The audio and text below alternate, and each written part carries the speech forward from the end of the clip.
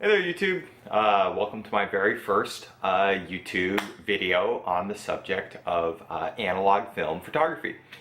I've wanted to do videos on this subject for quite a long time.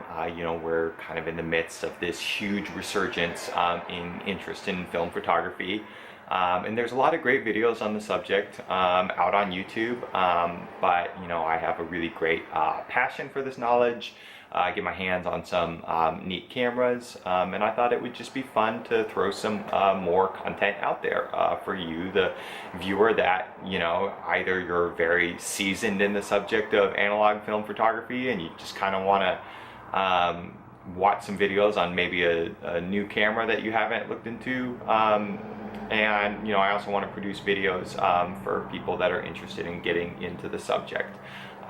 So hopefully we'll talk about some introductory things and maybe some slightly more technical knowledge in these videos. I'm going to do a lot of camera review videos, but I also hope to do a little bit more creative content in the future as well, maybe kind of in the style of Ted Forbes' channel, The Art of Photography, where we can highlight different photographers and talk a little bit more about the art and less about the technical aspects, but both of which are of huge interest to me. So for this first video, I thought that it would be nice to kind of do more of a straightforward camera review video.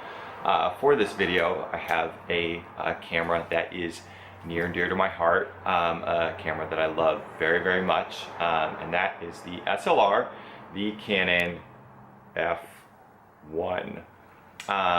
This is my, well, I've had a couple SLR cameras, but as my main SLR shooter, like many of you, I'm sure, for a long time I shot on my parents' Canon AE1. Canon produced a bazillion AE1s, and they were wildly successful, and a lot of our parents had them. But ultimately I was left wanting. The Canon AE1's build quality is a little bit lower, and you can get a lot of problems with the Canon AE1 because it's an electronically controlled camera. And that's really the point when I became really interested in kind of these 70s era all mechanical cameras.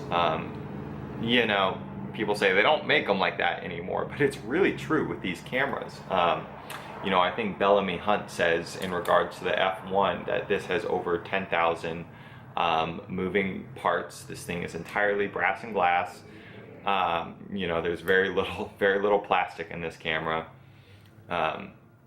and the build quality is just outstanding. It's an incredible joy to hold. It sits in your camera wonderfully, and when I bought this camera, there was virtually nothing wrong with it. Not saying that things don't go wrong with these cameras, but they're really, really made to last and to withstand a beating. And that's a quality that I really, really appreciate, really in anything, but especially in a camera. So I think starting off with this camera, we can go into a little bit of history. I know I mentioned the 70s as really being kind of this like golden era for SLRs. Previous to SLRs, kind of the king of cameras for the professional shooter was the rangefinder. You hear about Leica. The Leica rangefinders were really what professional photographers used in terms of the 35mm format. But everything changed, I believe, in the late 50s, in like 58 or 59, Nikon came out with the Nikon F, and that was the first truly system professional SLR. What I mean when I say a system camera is that you had a modular body that could really be specialized for the specific uses of the photographer. You could change the prism out, you could put motor drives, different types of backs on the camera. This camera, the F1, has a massive amount of accessories that you can throw on this beast to really customize it. And when Nikon did that in the late 50s, they really changed the game. And professional photographers flocked to Nikon en masse.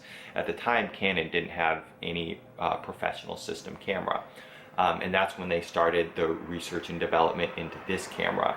Canon saw how successful Nikon was with the Nikon F, and they said, oh my God, we need to do this. So lo and behold, many years later, I believe 1973, Canon and Nikon both released professional SLRs to really compete with each other. Nikon released the Nikon F2, Canon released the Canon F-1, which is this camera. And the competition between those two cameras really set the stage up for years of competition leading into the digital era. You know, everyone's familiar with Nikon and Canon. You know, spec-wise, the Canon F1 and the Nikon F2 were virtually identical. You know, I'm sure some people are going to be like, well, that's not exactly true, you know, blah, blah, blah. But, you know, functionally, very little difference. You know, they both had a top shutter speed of 1/2000th down to bulb.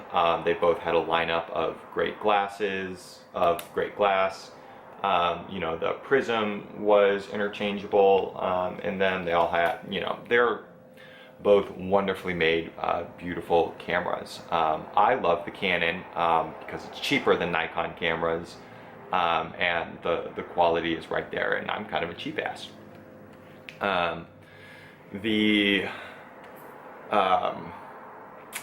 What else do I want to say about the history? I think that's it. It's funny to me that Nikon has always been a little bit more expensive than Canon, because I really, in my mind, the quality between those two cameras is just so negligible. Yeah, and I think that's all I'll say about Nikon versus Canon. You know, so this camera, it's all mechanical aside from the light meter. This camera has a really, really lovely matched needle light meter, which means adjusting the shutter speed moves this needle, and moving the aperture moves this ring. And you get the needle in the middle of the ring, and that means your exposure is spot on. And if the needle is at the top or the bottom of the ring, I think it means that your exposure is off by like between half a stop and a stop. So something, another thing to mention about this light meter is it's what we call a center weighted light meter. That means when you look through the viewfinder, there's kind of a gray square in the middle, and the light in that gray, what's in that gray square, that light is valued a little bit more when the microprocessor calculates the correct exposure than the light outside of that square. So that's something to keep in mind if you're you know, taking pictures with a slide film, or you're really concerned about your exposure being spot on.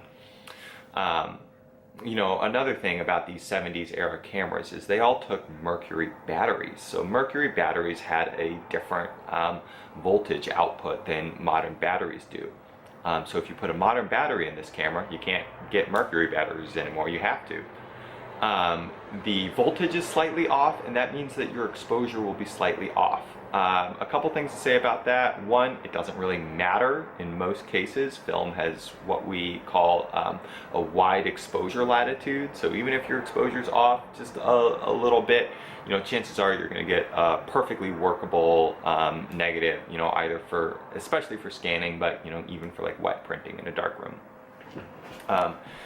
There are things that you can do if you're a perfectionist, kind of like me, and you want, you know, a perfect exposure every time. You can either use an external light meter, which I used for a little while, but ultimately I picked up a little adapter, and a modern battery fits in this adapter, and then the adapter and the battery go in your camera, and the adapter knocks down the voltage of your battery to match what this camera was made for. And I'll include a link in the show description, so you can check out that adapter if you want. But really, it's not necessary because of the wide exposure latitude of film. Um, so another thing that's important to mention about the F1 is that this camera has kind of a funny naming convention, because there were actually three F1s. There's the OG, the original F1, which came out to compete with the Nikon F2. And then a few years after this camera came out, maybe more than a few years, I'm not exactly sure, but the Canon F1N, lowercase n, came out, and that's a very mildly updated version of this one. The ASA dial, which is kind of inset in the shutter speed dial here, the max ASA was expanded to 3200, whereas on this camera it only goes up to 2000.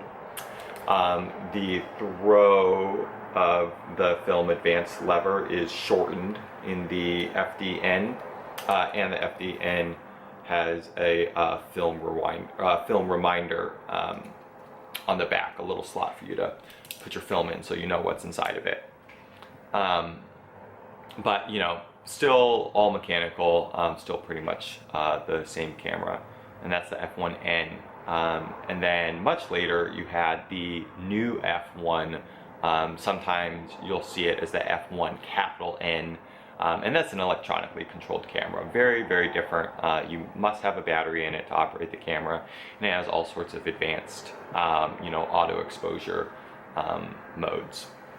So this camera, the original F1, after this, F1N, after that, new F1. Great job with your naming convention, Canon. Not confusing at all. All three cameras, however, did take the same type of lens, the FD lenses. Now, there are two types of FD lenses.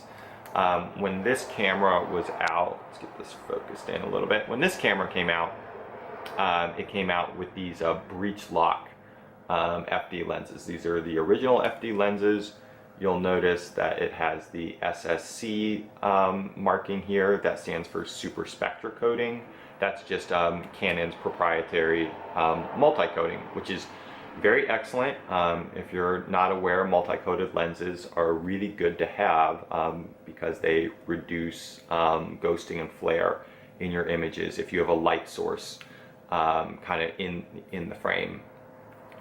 These cameras, you know, people, when you're reading about these FD versus FD lenses, people talk about what a pain these lenses are to take on and off. It's kind of ridiculous. It's really not that hard. But only the color rotates, not the whole lens, right? So you just rotate this gray collar and the lens comes off. You find this red dot right there, line it up with that red dot, and let's get this in focus, and then you just rotate the collar and the lens is back on. You know, it's a little fiddly the first couple times you do it. It was a little fiddly there for me because I was kind of dual looking at the video and also trying to do it. It's not hard at all. Later FDN lenses came out. Those lack this silver breech collar. They're all black, and they're bayonet style, so the whole lens rotates on the camera. And they're a little bit newer, so they dropped the SSC marking on the lens, but they're all multi-coated. You don't need to worry about that. They're all multi-coated except for, I believe, the 50mm f1.8 I don't think is. So you don't need to worry about that. The build quality, I would say, is a little bit lower than these original FD lenses.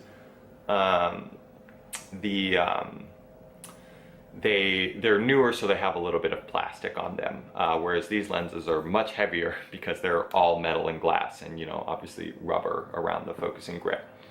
You know, this lens has a wonderfully snappy aperture, super smooth focus. These lenses are awesome to shoot with. You know, if you're looking in investing in an old camera, and you're looking at lenses, you definitely want to be aware of a couple of issues. Obviously, large scratches are not good. Tiny scratches don't really make a difference. but you want to look out for fungus and haze in the lens. Old lenses will actually develop little filamentous fungal hyphae growing inside of the lens, and that initially won't affect your image quality, but over time it will. And the hyphae of the fungi can actually etch lines into the glass, which is fascinating, but also, you know, not great for your lens. Haze is when the internal lubricants in the lens kind of vaporize and they just leave this haze in their lens, and it just results in less sharp images. So a couple of things you always want to look out. FD lenses, actually, I've run into very few FD lenses that have these problems. They tend to hold up really well over time, but you do want to look out for that. On this lens, you'll notice that I have this kind of goofy plastic thing. This serves two purposes. One, oftentimes I don't put a lens cap on it, so it kind of prevents the lens from bumping into anything and getting damaged. But this is actually a filter holder. So I use, let's grab these over here.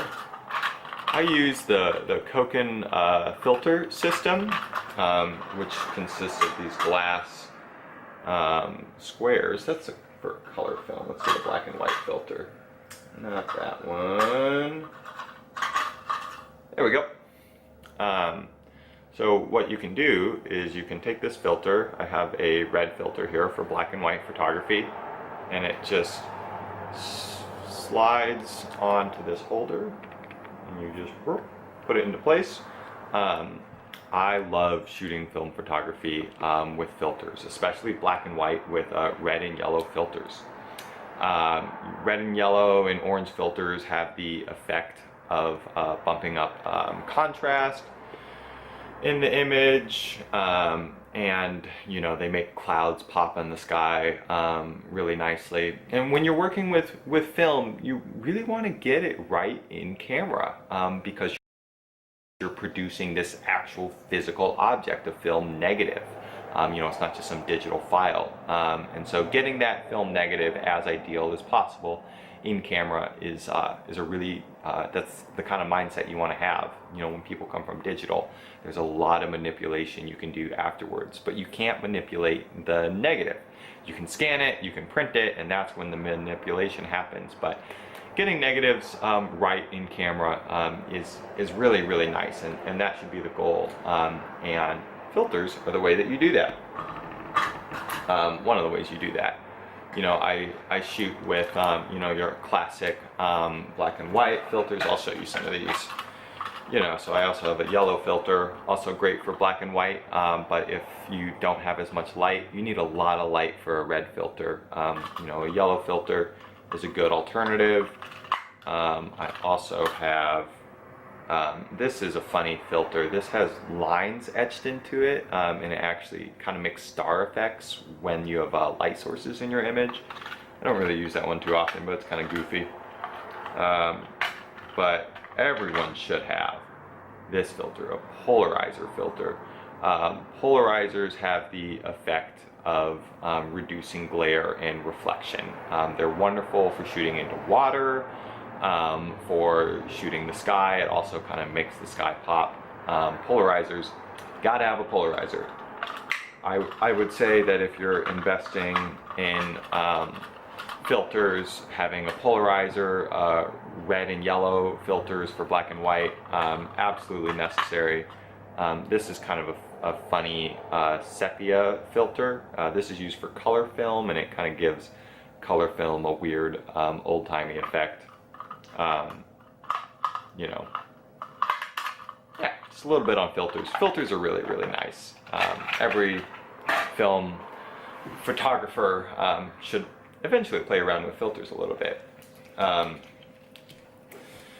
You know, so I think that pretty much brings me to the end of this camera review. I'm going to link at the end of this video some sample pictures that I've taken with this camera.